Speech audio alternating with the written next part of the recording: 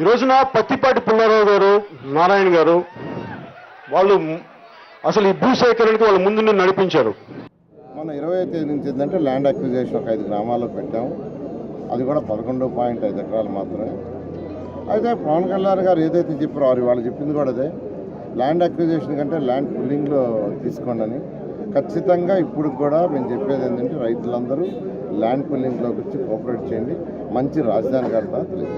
నువ్వు రాజధానికి ఎందుకు వ్యతిరేకంగా వస్తావనంటే నేను రాజధానికి వ్యతిరేకంగా ఎక్కడొచ్చాను తండ్రి. నేను ఇంతవరకు వారి గురించి వ్యక్తిగతంగా ఏమీ మాట్లాడలేదు. పవన్ గారి గురించి గత 4 రోజుల నుంచి కూడా టీవీలో వచ్చిన తర్వాత పవన్ గారిని కూడా రిక్వెస్ట్ చేసింది అదే, మీ టీవీలో రికార్డ్ అయ్యింది. ఏమనంటే 33,000 ఎకరాలు అయిపోయింది, కేవలం 2,200 ఎకరాలే ఉంది, దీనికోసంగా రాజధాని ఆకూడదు, అందువల్ల మీరు కూడా రైతులకు కాస్త నచ్చజెప్పి ల్యాండ్ పుల్లింగ్ ఇచ్చేట్టుగా చేయమని టీవీల ద్వారా 4-5 సార్లు పవన్ గారినే నేను రిక్వెస్ట్ చేయడం జరిగింది. నేను రాజధానికి వ్యతిరేకంగా ఇచ్చిన వ్యక్తుల్ని మీరు ఇవ్వద్దు నేను మాట్లాడలా.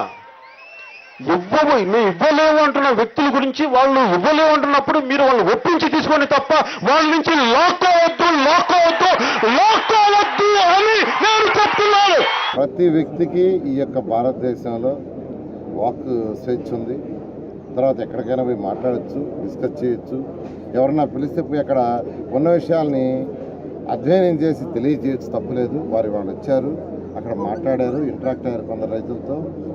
వారే అన్నారు మిగతా రైతులతో కూడా అవసరమైతే ఎవరైతే ల్యాండ్ పుల్లింగ్కి వచ్చారో వాళ్ళతో కూడా అవసరమైతే ఇంటరాక్షన్ అవుతామని. ఎందుకంటే 33,000 ఎకరాలు మెజారిటీ ఇచ్చారు, ఇవ్వాల్సింది 2,200.